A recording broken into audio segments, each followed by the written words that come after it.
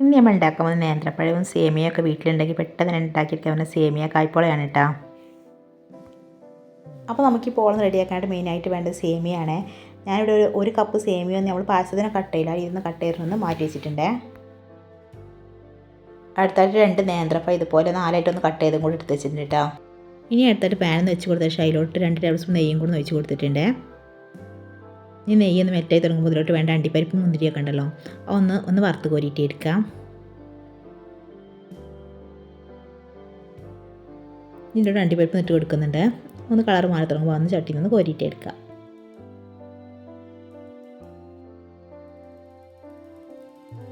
അടുത്തായിട്ട് ഞാൻ മുന്തിരിയും കൂടി ഒന്ന് വറുത്ത് കോരിയിട്ട് എടുക്കുന്നുണ്ട് കേട്ടോ.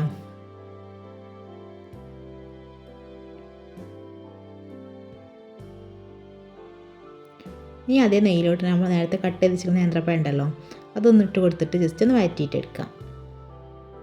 ഇത് ഓവറായിട്ടൊന്ന് വാട്ടിയെടുക്കണ്ട കേട്ടോ. ജസ്റ്റ് ഒന്ന് കളറൊക്കെ ഒന്ന് മാറി തുടങ്ങില്ല, ആ സമയത്ത് തന്നെ ഇതിന് ചട്ടിയിൽ നിന്ന് കോരിയിട്ട് എടുക്കാം. ജസ്റ്റ് ഒന്ന് കളറൊന്ന് മാറി കിട്ടിയാൽ മതിട്ടാ.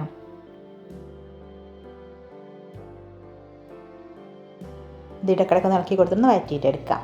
അതിൻ്റെ കളറൊക്കെ ഒന്ന് മാറി പഴമൊക്കെ ഒന്ന് സോഫ്റ്റ് ആയി വന്നിട്ടുണ്ട്. ഈ ടൈമിൽ തന്നെ ഒന്ന് ചട്ടിയിൽ നിന്ന് കോരിയിട്ട് എടുക്കുന്നുണ്ട് കേട്ടോ. ഈ പഴം സൈഡിലോട്ട് മാറ്റി വെക്കാം. ഇനി അടുത്തായിട്ട് നമുക്ക് ഇതേ പാനിലോട്ട് നമ്മൾ നേരത്തെ മാറ്റി വെച്ചിരിക്കുന്ന സേമിയ കട്ട് ചെയ്തിട്ടുണ്ടല്ലോ, അതൊന്ന് ഇട്ട് കൊടുത്തിട്ട് ജസ്റ്റ് ഒന്ന് വറുത്തിട്ട് നമ്മൾ പായസം ഉണ്ടാക്കാനൊക്കെ ഒന്ന് വറുത്തെടുക്കില്ല, അതുപോലെ ഗോൾഡൻ ബ്രൗൺ കളറാകുന്ന വരെ ഒന്ന് വറുത്തിട്ടെടുക്കാം. ഇതുപോലെ കണ്ടിന്യൂസ് ആയിട്ട് ഗോൾഡൻ ബ്രൗൺ കളറാകുന്ന വരെ ഒന്ന് ഇളക്കിയിട്ടെടുക്കാം. സേമിയയുടെ കളറൊക്കെ ഒന്ന് മാറി തുടങ്ങിയിട്ടുണ്ട്. ഇത്ര മതി കേട്ടോ. ഇനി അടുത്തായിട്ട് സേമിയ ഒന്ന് വേവിച്ചെടുക്കാനായിട്ട് ഇതിലോട്ട് 1 കപ്പ് പാലും 1/4 കപ്പ് വെള്ളം കൂടെ ഒഴിച്ച് കൊടുക്കുന്നുണ്ട്.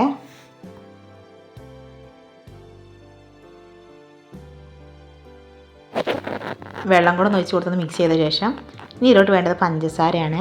നമുക്ക് സേമിയയിലേക്ക് പഞ്ചസാര പിടിച്ച് കിട്ടുന്നുണ്ട്. അതിനായിട്ട് 2 ടേബിൾ സ്പൂൺ പഞ്ചസാര കൂടി ചേർത്തിട്ട് കൊടുക്കുന്നുണ്ട് കേട്ടോ. ഇനി നന്നായിട്ടൊന്ന് മിക്സ് ചെയ്ത ശേഷം ഇതൊന്ന് സേമിയൊക്കെ തിളപ്പിച്ച് നന്നായിട്ടൊന്ന് വേവിച്ചിട്ട് എടുക്കാം കേട്ടോ. നല്ലപോലെ വെന്തൊന്നും ഉടയേണ്ട കേട്ടോ. ഒരു ഏകദേശം 80% വെന്ത് കിട്ടിയാൽ മതി. ഇതൊന്ന് ലോ ഫ്ലെയിം ഇട്ടതൊന്ന് വേവിച്ചിട്ട് എടുക്കാം. അപ്പോൾ ഇത്രയേ ഉള്ളൂ. നമ്മൾ സേമിയയുടെ വെന്ത് വന്നിട്ടുണ്ട്. ഈ ഫ്ലെയിം ഒന്ന് ഓഫ് ചെയ്തിട്ട് ഇതൊന്ന് വേറെ ബൗളിലോട്ട് മാറ്റിയിട്ട് എടുക്കാം. ഇനി അടുത്തായിട്ട് നമ്മുടെ മിക്സിയുടെ ജാറിന്ന് എടുത്ത് വെച്ചിട്ടുണ്ട്. അതിലൊരു 5 മുട്ട പൊട്ടിച്ച് വെച്ച് കൊടുക്കുന്നുണ്ട് കേട്ടോ. പിന്നെ അതിലോട്ട് ചേർത്ത് കൊടുക്കുന്ന പാലാണ്. 1/4 കപ്പ് പാലും കൂടെ അതിലോട്ടൊന്ന് ഒഴിച്ചിട്ട് കൊടുക്കുന്നുണ്ട്. ഇനി അടുത്തായിട്ട് മധുരത്തിന് ആവശ്യമുള്ള പഞ്ചസാര കൂടെ ചേർത്തിട്ട് കൊടുക്കാം. ഒരു 6 ടേബിൾ സ്പൂൺ പഞ്ചസാര കൂടെ ചേർത്തിട്ട് കൊടുത്തിട്ടുണ്ട് കേട്ടോ.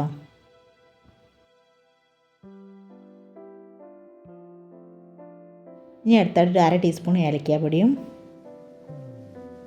മധുരം ബാലൻസ് ചെയ്യാണ്ട് ഒരു പിഞ്ച് ഉപ്പും കൂടെ ചേർത്ത് കൊടുത്തിട്ടുണ്ട്. ഇനി ഇതൊന്ന് അടച്ച് വെച്ചിട്ട് നന്നായിട്ടൊന്ന് മിക്സിയിട്ട് നന്നായിട്ട് അടിച്ചിട്ട് എടുക്കാം. എല്ലാം കൂടെ ഇതുപോലെ അടിച്ചെടുത്തിട്ടുണ്ട്. ഇനി അടുത്തായിട്ട് നമ്മൾ നേരത്തെ വാറ്റി വെച്ചിരിക്കുന്ന പഴം ഉണ്ടല്ലോ, അതിലോട്ട് നമ്മൾ നേരത്തെ മാറ്റി വെച്ചിരിക്കുന്ന സേമിയ കൂടെ ഒന്ന് ചേർത്ത് കൊടുത്ത് നന്നായിട്ടൊന്ന് മിക്സ് ചെയ്തിട്ട് എടുക്കാം. പഴവും സേമിയൊക്കെ നല്ലപോലെ മിക്സ് ചെയ്തെടുത്തിട്ടുണ്ട്. ഇതിലോട്ട് നമ്മൾ നേരത്തെ അടിച്ച് വെച്ചിട്ട് മുട്ടയുടെ ബാറ്റർ ഉണ്ടല്ലോ, അതും കൂടെ ഒഴിച്ച് കൊടുത്തിട്ട് വീണ്ടും നന്നായിട്ടൊന്ന് മിക്സ് ചെയ്തിട്ട് എടുക്കാം. ആ ബാറ്ററും കൂടെ ഒന്ന് ചേർത്ത് കൊടുത്തിട്ട് എല്ലാം കൂടെ നല്ലപോലെ ഒന്ന് മിക്സ് ചെയ്തെടുത്തിട്ടുണ്ട്. അപ്പോൾ ഇത്രയേ ഉള്ളൂ കേട്ടോ. അപ്പോൾ ഇനി അടുത്തായിട്ട് നമുക്കിതൊന്ന് പോളം റെഡിയാക്കി എടുക്കാനുള്ള പാൻ അടുപ്പിൽ വെച്ച് കൊടുത്തിട്ടുണ്ട്. ഇനി അതിലോട്ട് കുറച്ച് നെയ്യൊന്ന് സ്പ്രെഡ് ചെയ്തെടുത്ത് കൊടുത്ത ശേഷം നമ്മൾ റെഡിയാക്കി വെച്ചിരിക്കുന്ന ബാറ്റർ ഉണ്ടല്ലോ, അതിലോട്ട് ഒഴിച്ചിട്ട് കൊടുക്കാം. ബാറ്റർ നന്നായിട്ട് ഒന്ന് ഇളക്കി കൊടുത്തിട്ട് വേണ്ടത് മിക്സ് ഒഴിച്ചിട്ട് കൊടുക്കാനായിട്ട്. എന്നാലും എല്ലാ ഭാഗത്തും സേമിയയും പഴമൊക്കെ എല്ലാ ഭാഗത്തും എത്തി കിട്ടുള്ളൂ. ഇനി ഇതൊന്ന് അടച്ച് വെച്ചിട്ട് ഒന്ന് 40 മിനിറ്റ് ഒന്ന് കുക്ക് ചെയ്തിട്ട് എടുക്കാം കേട്ടോ. അടിയിലായിട്ട് ഞാൻ മറ്റൊരു പാനും കൂടി വെച്ച് കൊടുത്തിട്ടുണ്ട് അടുക്കി പിടിക്കാതിരിക്കാനായിട്ട്. ലോ ഫ്ലെയിം ഇട്ടതൊന്ന് കുക്ക് ചെയ്തിട്ട് എടുക്കാം. ഇത് വെന്ത് കിട്ടാൻ സമയം ഓരോരുത്തരുടെ പാനനുസരിച്ച് മാറ്റണ്ടാവും കേട്ടോ.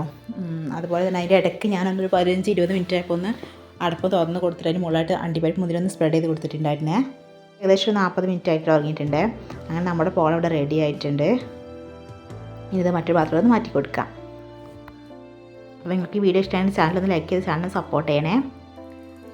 പിന്നെ അത്രയേ ഉള്ളൂ കേട്ടോ. അപ്പോൾ നമ്മൾ പോളം ഇവിടെ റെഡി ആയിട്ടുണ്ട്. തീർച്ചയായും എല്ലാവർക്കും ഇഷ്ടമാണ്. അടിപൊളി ടേസ്റ്റാണ് കേട്ടത്. സേമിയയും പഴം കൂടെ ഒക്കെ ചേരുമ്പോൾ നല്ല സൂപ്പർ ടേസ്റ്റാണ്. വീഡിയോ ഇഷ്ടം എല്ലാ രീതിയിൽ ഒന്ന് ഉണ്ടാക്കിയിട്ട് നോക്കുക.